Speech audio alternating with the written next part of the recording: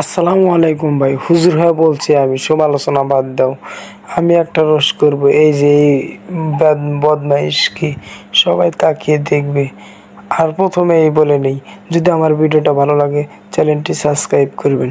আর shampoo লাগা দিমু, এই যে এখন শ্যাম্পু লাগা দিমু, মানে মাননীয় প্রধানমন্ত্রীকে নিয়ে মানে সমালোচনা করে মানে গালাগালি করেছে এবং স্কিপরা রোস্ট ভিডিও বানাইছে।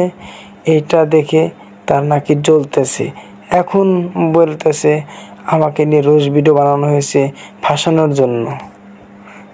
জন্য। এটা মানে প্রতারক, মিথ্যাবাদী। মানে এক সময় শ্যাম্পু লাগায়, এক সময় মামুনুল হকের মুক্তি চাও মানে কি ভালো করে চা। তো মন্ত্রীকে নিয়ে বেদবি কথা বলছে, মানে অনেক কিছু বলছে, আপনারা তো শুনছেনই। যাই হোক, আমি পরবর্তী ভিডিওতে দেখাবো। এই দেশে এখন অনেক গরম, এই গরমে এদিক সেদিক না যাইয়া। কি রে ভাই, ছাগলের মতো ভেবান কেন? শ্যাম্পু লাগাবেন, যান আপনার বউয়ের পাশে শ্যাম্পু লাগান। এই গরমের ভিতরে আপনার পাশে শ্যাম্পু লাগে, শুয়ে পড়েন।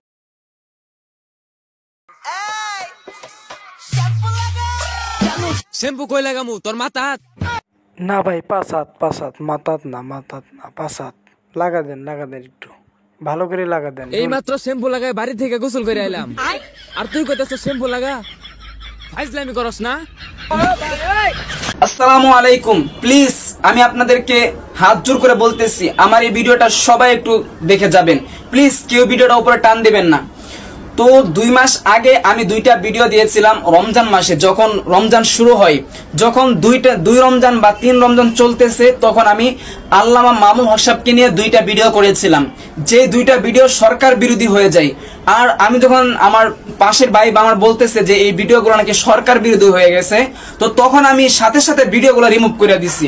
ওই ভিডিওগুলো আমি আর রাখি নাই, যেন সরকার বিরোধী ভিডিও হয়ে গেছে। তো আজকে 2 মাস পরে আমাকে নিয়ে রোস্ট করছে কেস কিবরিয়া। আজকে সকালে ভিডিওটা আপলোড দিয়েছে যে আমি নাকি সরকারকে হুমকি দিয়েছি, সরকারের বিরুদ্ধে কথা বলছি। তো কেস কিবরিয়া সে আমাকে রোস্ট করে, রোস্টের ওই ভিডিওর ভিতরে বলতেছে যে তুমি আল্লামা মামুনুল হক সাহেবকে মুক্তি দেওয়ার পরে কেন ভিডিও করছো, তুমি মামুনুল হক সাহেবকে মুক্তি দেওয়ার পরে কেন তুমি সরকারকে হুমকি দিছো, এরকম হুমকি তুমি কেন দিয়েছো? তো কেস কিবরিয়া ভাইকে আমি বলতেছি, তুমি যে ভিডিওটা করছো তুমি এখানে চরম ভুল করছো। তুমি না বুঝে কেন ভিডিও করছো? তুমি বলতেছো যে আমি আল্লাহ মামুনুল হক সাহেবকে মুক্তি দেওয়ার পরে ভিডিও করছি। আরে ভাই না, আমি ভিডিও করছি আজকে 2 মাস হয়ে যাচ্ছে। 2 মাস পরে তুমি ওই ভিডিওগুলো ডাউনলোড করে আজকে তুমি রোস্ট করতেছো আমাকে ফাঁসানোর জন্য। তুমি আমাকে ফাঁসানোর জন্য কেন এত বড় একটা মিথ্যা ভিডিও করছো? তুমি কেন মিথ্যা কথা বলছো মানুষকে ফাঁসানোর জন্য? তো আমি বাংলাদেশের প্রশাসন ভাইদেরকে বলবো, বা যারা এই লাইনে গণ্যমান্য ব্যক্তি যারা এই ভিডিও দেখে থাকেন তাদেরকে আমি বলবো, কেস কিবরিয়া যে ভিডিওটা করেছে ওইটা মূলত আমাকে ফাঁসানোর জন্য কেস কিবরিয়া ভিডিওটা করেছে। তো কেস কিবরিয়া ভাই সে তার ভিডিওর ভিতরে বলতেছে আমি নাকি মামুনুল হক সাহেবকে মুক্তি দেওয়ার পরে ওই কথাগুলো বলছি। আরে ভাই, আমি তো কথাগুলো বলছি যে আরো 2 মাস আগে, 2 মাস হয়ে যাচ্ছে, আর তুমি বলতেছো কি যে আমি নাকি মামুনুল হক সাহেবকে মুক্তি দেওয়ার পরে আমাদের মাননীয় প্রধানমন্ত্রীকে আমি হুমকি দিয়েছি। আরে ভাই, যখন আমাদের এই বাংলাদেশের মাননীয় প্রধানমন্ত্রী, যখন ওনাকে নিয়ে আমি এই ভিডিওটা করেছিলাম, যখন আমি বুঝতে পারছি যে এই ভিডিওগুলা সরকার বিরোধী হয়ে গেছে, আমি তো তখনই রিমুভ করে দিছি। আর তুমি কেন আমাকে ফাঁসানোর জন্য এত বড় একটা মিথ্যা ভিডিও করছো?